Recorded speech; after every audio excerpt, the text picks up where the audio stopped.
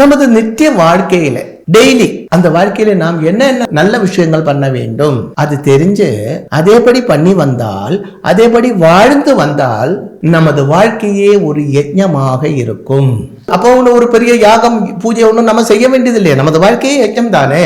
முன்காலத்தில் இருந்த ரிஷீஸ்வரன்மாரோட வைஃப் வீட்டம்மாரெல்லாம் தேவிக்கு துல்லியம் பவருள்ளவராக இருந்தது. அவங்க எந்த யாகமும் பண்ணல, பூஜைகளும் ஒன்றும் பண்ணவில்லை.